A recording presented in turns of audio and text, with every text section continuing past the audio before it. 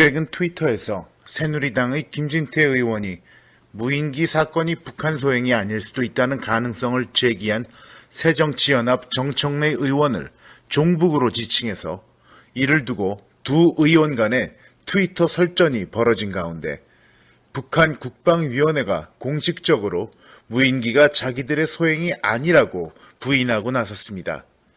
북한은 이 발표를 하면서 천안함 역시 날조된 것이라는 기존의 그들의 주장을 되풀이했습니다.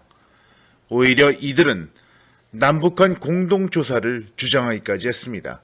물론 한국 정부는 북한의 제의를 이런 지하에 거절했습니다.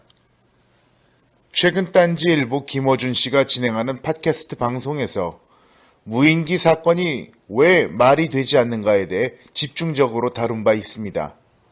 여러 가지 정황들이 오히려 국방부의 주장과는 달리 무인기가 북한 소행이 아니라 누군가에 의해 뭔가 다른 목적을 갖고 일어난 일이 아닌가 하는 의심이 들 수 있을 정도입니다.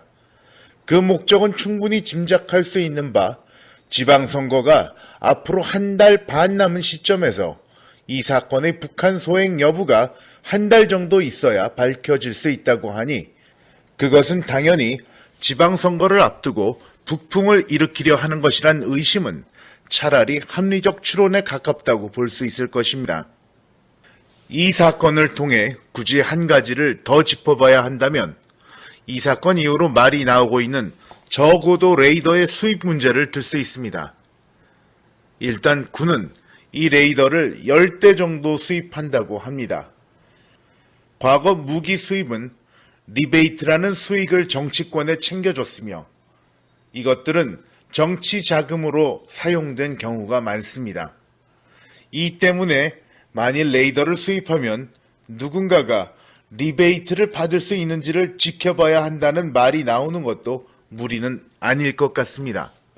군은 저고도 레이더를 제대로 운용하려면 10대 가지고는 안 되고 촘촘히 수백 개를 운용해야 한다고 주장하고 있는데 이런 경우를 감안할 경우 이것이 정치 자금의 마련을 위한 꼼수로 쓰인 과거 군사 독재 시절의 전철을 밟지 않는다는 보장이 있는지를 지적해야 합니다.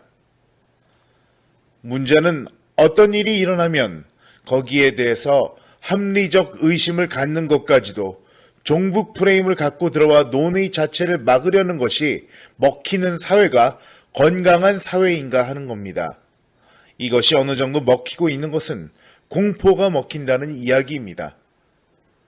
김진태 의원이 정청래 의원에게 북으로 가라고 하는 등의 저열하면서도 유치한 멘트를 할 수 있는 배경엔 공포 정치가 먹힌다는 자신감이 있기 때문일 것입니다. 그러나 바로 이런 점 때문이라도 지금까지 알려진 공포 정치의 끝이 어땠는가를 집권당과 정권은 한 번 더 들여다봐야 할 이유가 충분하다고 생각합니다. 나치나 일제가 그 끝이 어땠습니까? 아니, 굳이 다른 나라의 예를 들지 않더라도 이승만 정권, 박정희 정권, 전두환 정권의 끝은 어땠습니까? 지금까지 시애틀에서 고발 리포트 권종상이었습니다.